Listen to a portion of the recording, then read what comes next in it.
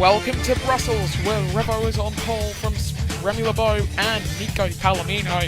UK ball, third place last time out, he starts fourth, teammate Arthur Catfish and Charles Hernandez. Marcus Nelson is 17th, yet to score from Dav Sanchez, who's also yet to score any points. Fifth place in the points is LeBeau from the Red Devil and Linus Eriksson. Zygmunt is 12th from Oinkro Ezra and Versleo, then Salos Kynes. You are Puff starting 16th from the other Mercedes of Baptist Jr. Sebastian Campo down in 18th from Daniel Bogdasarov and David 12th, and it's the back row, your boy and Anok Yu. After two consecutive Sims race wins, can Hyperdrive Racing win a race from pole? It's the ERL from Belgium. And we are underway for the third race in the championship. Good start there from both of the Sims racing drivers. Remy LeBeau trying to go around the outside of Revo as they come through. La Source almost aligned as Palomino gets a 5-second time penalty. They go 3 wide, close to the wall for the Dragon as they head down the hill. 12 drops to the back of the pack. Revo holds on to the race lead though as one of the Sims. That's Remy LeBeau going side by side with the reigning series champion. Onto the Camel straight then, and it's almost 4 wide. UK Ball's trying to get into it as well. But Revo just about holding on to the race lead. Is that Palomino trying to size up a move on his own teammate? It is. He's going to hold it 2 by 2. Remy LeBeau with a track limits warning. But the Hyperdrive Racing driver holding on to the race lead on the opening lap. Charles Hernandez has moved up into 4th after starting in 6th. Linus Eriksson still running in 10th. His teammate Marcus Nelson runs 7th. Casper both moved up into 8th, and it's poor start for Dav Sanchez in 9th. But the other Hyperdrive car, the other white and blue of Revo still holding on to the race lead. Hernandez trying to defend from Arthur Catfish. He's got quite a lot on his plate already with the 13th of Marcus Nelson right behind him. Nelson yet to score any points so far this season. Casper LeBeau, we go on board with the 34. He's 5th in points after somehow scoring no podiums but having some very good runs. He's on course for another good points day for that Amlin Curie team. We remain on board of the 34, heading down into the bus stop chicane. Catfish trying to round the outside. Nelson getting contact in a 5-second time penalty with the Power Motorsport man as they head down into turn 1 to begin lap 2 of 11. There goes the 2 car as Casper gets a time penalty contact with the Season 9 champion. Attack mode is online, and that's going to help Remy LeBeau in his hunt for a second win on the season. 2 out of potential 3. Could it be 3 on the bounce for Sims Motorsport? He goes side by side with Revo, heading down into turn 4, and the lead belongs to the Frenchman. Remy LeBeau with the fastest opening sector of anybody. He now leads in Belgium. Bogdasarov further back with a track limits warning as Versleo drops down to P18. Not the best return to the Formula E Series for Versleo as he's now running down in 20th. You are Puff, the only man to start this race on the hards. He's down in 21st. We're on board with David 12. He's had a very good rookie season so far. He's actually best of all the rookies in 4th in points, but he's only down in last right now in this race. Revo the man currently with the fastest lap. Almost certainly going to be taken away from him here. And he doesn't have the best run up through the fastest sector of the calendar, arguably. Coming into the bus stop chicane, Palomino can't make the lunge work with those soft tyres. He's almost certainly, yes he is, coming into the pits at the end of the second lap. Soft tyres only likely to do 3 laps around this track. He's got Hernandez and Marcus Nelson behind him, all coming into the pits, and that's a lot of guys on the softs. We see only one man on the mediums, and that's David 12 who comes in. Revo's got a good run on Remy LeBeau here. They come up through Eau Rouge and Radion, and already, before they reach the attack mode activation point, Revo's already almost side by side. The rear wing wide open for the 7 of Revo, who's ready to reclaim the race lead here in Belgium. Track limits warning for Remy LeBeau, his 2nd of the day. He's trying to reclaim the race lead. Dav Sanchez has moved up into 4th after a lot of drivers have come into the pits. Hernandez actually leads all of the drivers who have pitted so far. He's got quite the margin, as you can see on the mini-map. And now Remy's going to have to try and size up another overtake. There's only 2 attack mode points, I believe. On this track, there could actually only be 1 going through Eau Rouge Radion. It's a Sector 2. Actually, no, there's an attack mode point heading down to La Source as well, as we're on board with Revo. 37% tire wear. That's quite bad. U-Cable at 23 goes side by side. The Season 25 champion. Can he move up into second? He does. Can he make a lunge on his teammate? He can't. His former teammate, rather. Into the pits for the top 3 then. Daf Sanchez will take over the race lead. Will he? No, he comes in as well. So they are double stacking. No, they're not. Revo is staying out. Odds going on for the number 72. Okay. That's interesting. Genuinely thought that they were going to pull in Revo. 25% tire wear for Arthur Catfish. So top guys are cutting it close. And Q is at 7% tire wear on those softs. Hernandez leads everyone who's coming to the pits. Casper LeBeau having to wait a bit as he comes out of the pits now. This is some real tire strategy moments happening right now on lap 4 of 11. Because as we can see, the undercut is currently the leading strategy, not the over. I think Revo might have just given up the race lead here. Charles Hernandez, who has yet to win in Formula E, he's currently on course to take the race win today. It's Q. Full car puncture for the 25 as he gets passed by U-Cable, Palomino and Remy LeBeau. Next up to come past him is Marcus Nelson, and that's unfortunate for the 25. Hit by your boy. You go on board as your boy gets back on track. Caution still out as he's been hit by Linus Eriksson. And RQ reversing back onto the track. He's hit by his teammate. Massive wreck. Both Renaults out of this race. Ocampo comes up and meets his first teammate. Full course yellows come out. Perfect timing for Revo, who comes into the pits.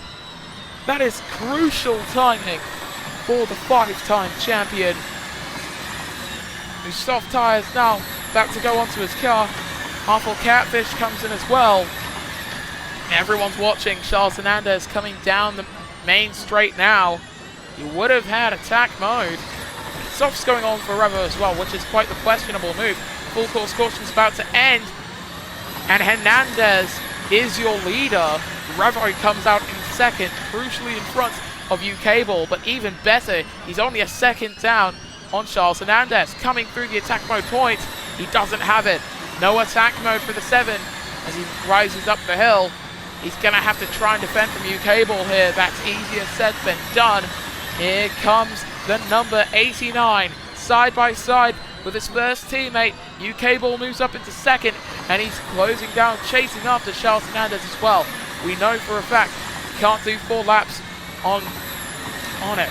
New set of softs, and I don't think anyone else actually has a new set of softs, so expect a lot of these guys to come in around laps 7 and 8. Hopefully for the mediums or hards. He's on board with Revo as he's holding on to second by the skin of his teeth, trying to pass Hernandez as well. This is all for the lead. This is 4th position. Remy LeBeau and Nico Palomino have dropped out of race-winning contention. That caution has played to Revo's benefit and arguably to U-Cable's as well. And here he comes as moves happening further back. Here comes Revo. Can he try and get 2x2 with the Dragon Racing man who's currently in front of him? Doesn't need to. Using all of the attack chance that he has, that's the lead for the reigning series champion. Charles Hernandez dives down to the pit lane after just 2 laps on the softs. He can't do another. If 12 wants to stay out here, well, he really can't. As on board with you a Puff, can't get past Awful Catfish into the pits for David 12 as we expected. And quite the good clawback there. I expect U-Cable to come into the pits at the end of this lap. I also expect to see Revo into the pits at the end of lap 7. Fabulous Jr. is trying to do 3 laps on his mediums. That does seem just about possible. Just about. With 3 seconds being the margin out in front, Revo's got a very good buffer here on board with Zygmunt as he's about to go 2x2 with Linus Eriksson. That's a 5-way fight for 8th place. There goes the Venturi driver as almost into the back of the Andretti goes Charles Hernandez. He moves up into 9th position. Casper Boyle, he's the next man to get past the Andretti. Makes it look very easy for the reigning 8th champion. Palomino going side by side with Linus Eriksson, fellow IndyCar champion. But he's not able to pass him. In fact, the Red Devil just goes past the Sims driver as well. Those hard tyres not switched on for the Red Bull Sims Racing driver, as Carlos Sainz going 2 by 2 as well. Lap 7 begins as UK Ball dives down into the pits at 16% tyre wear. Parker cutting it closer. Fabulous Juniors at 10. Wow. On board with the Red Devil. Going 2 by 2. That's with Casper Bow. He's going to have to throw it around the outside, and he makes it work. Hopping over the curb there for Nico Palomino. We've got a lot of drivers coming in for their second stops. 15 seconds is the margin out in front. If Revo is lucky again with another full course yellow, he's going to hold on to the lead here.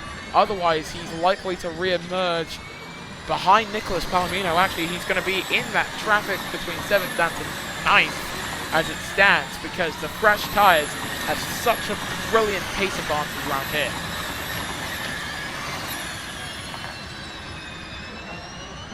There goes Nelson past the Red Devil, making that pass for P8 is the Dutch driver getting a track limits warning.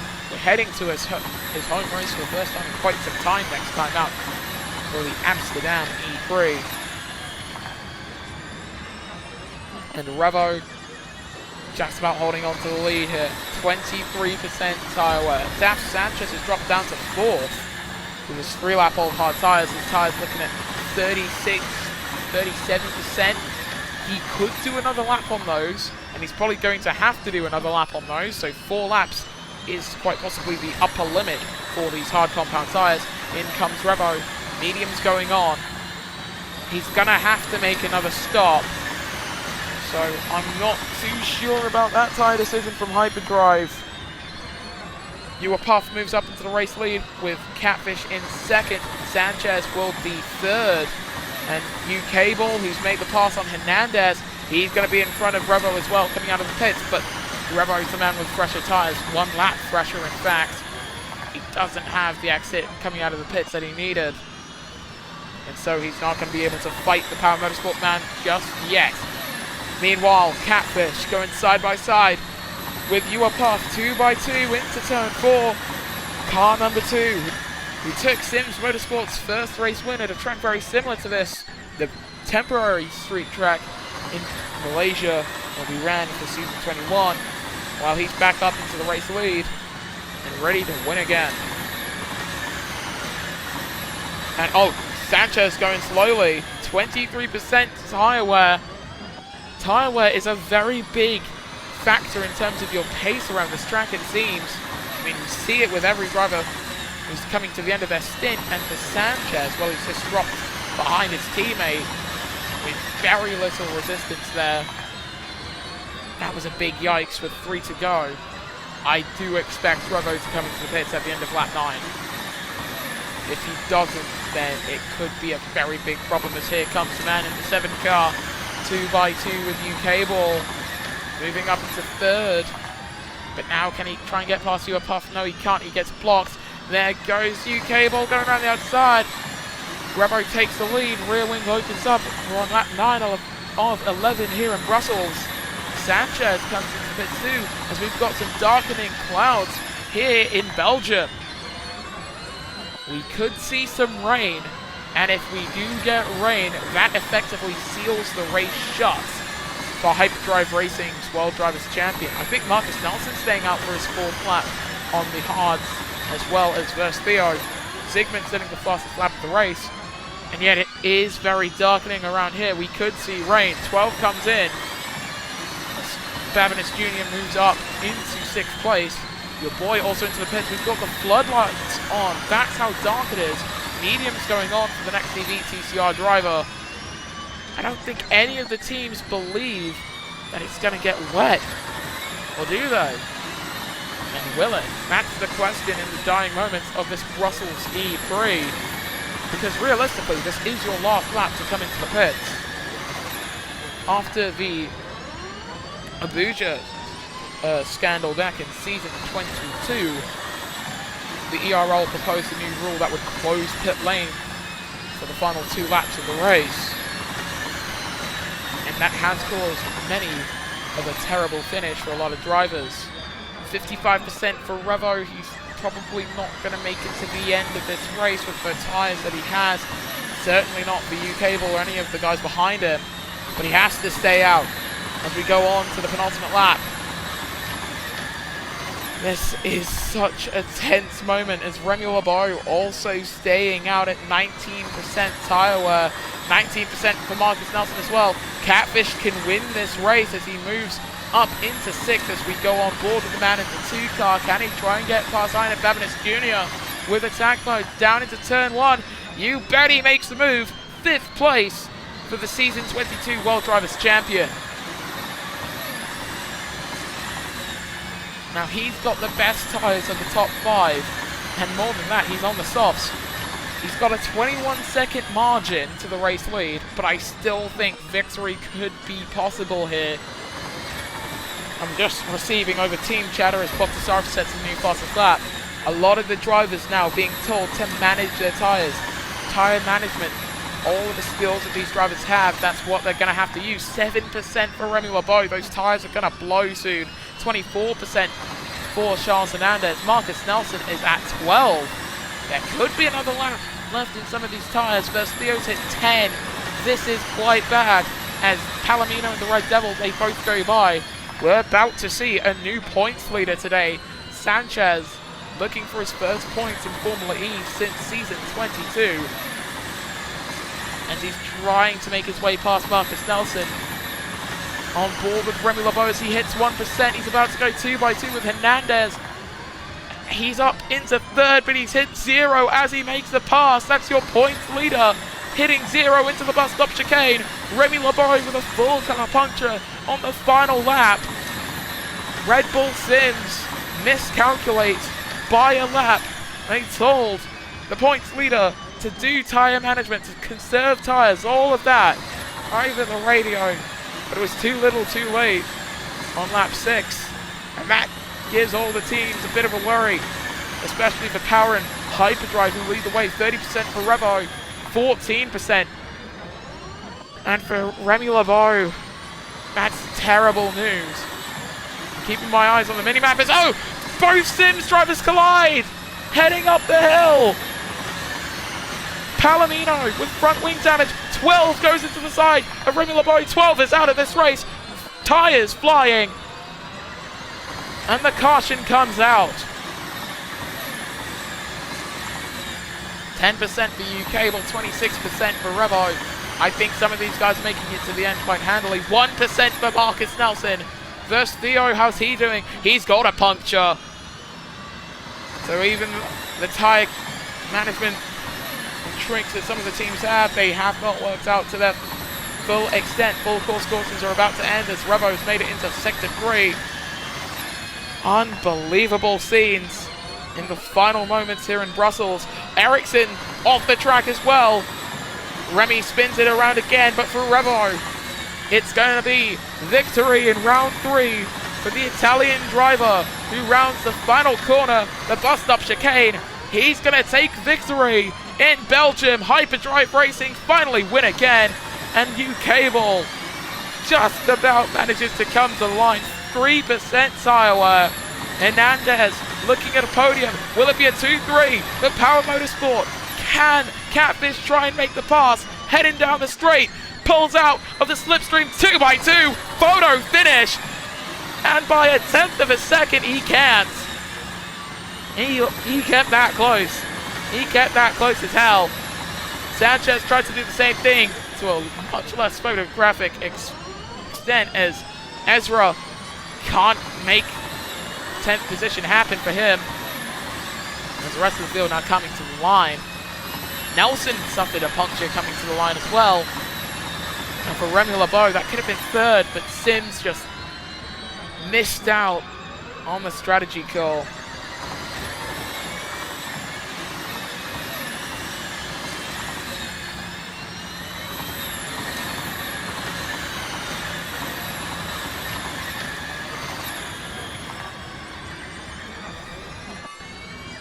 And for the man who came into this race leading the points, that's some absolutely terrible news as well. Because scoring no points and his teammate also not scoring any points, that's going to promote Revo to the points lead for one. I think uCable could actually move up to second here. Carnage. This is your podium after a chaotic final lap. Revo taking victory from uCable and Charles Hernandez, who finally overcomes some of his demons from the opening round, but still that race win eludes the Thai driver. As for the rest of your finishes, R4 Catfish came across the line in fourth, missing out from the podium by just 19 thousandths of a second. You were Puff, fifth from Babinis Jr. and Daph Sanchez, and it's Zygmunt, the Red Devil, and Casper LeBeau, the top 10. Outside of the top 10, you've got Oinkro Ezra from Palomino and Ocampo, then Silas Times, your boy Linus Eriksson, Bob Tassarov, Marcus Nelson, Versfeo, and Remy LeBeau with 12, and Not Q being your non-finishers. In the points, Revo leads the way from Remy LeBeau and uCable, then it's Palomino, David 12, Catfish tied on points with you at Puff, then it's Babinis Jr., Casper LeBeau, and Charles Hernandez, the top 10. Oinkro Ezra is 11th from Daph Sanchez and Linus Eriksson, who is tied on points with Silas Tynes and Zygmunt. Versfeo and the Red Devil are in a two-way tie for 16th, with Enoch and your boy in a two-way tie for 18th. Marcus Nelson, Bob Tassarov, and Ocampo are all yet to score any points so far in Season 27. In the team standings heading into the fourth round of the championship, Red Bull Sims Racing, well, they still lead the points on 68. Nord Hyperdrive are 7 points back on them and chasing them down with a vengeance. Power Motorsport, they find themselves entering the title picture in third from Dragon Racing and Rocket Venturi. Then it's Mercedes EQ tied on points with Jaguar Martini, Amla Nagiri 8th from Andretti Autosport, and Mexi VTCR, who are tied on points with Team Edam's Renault.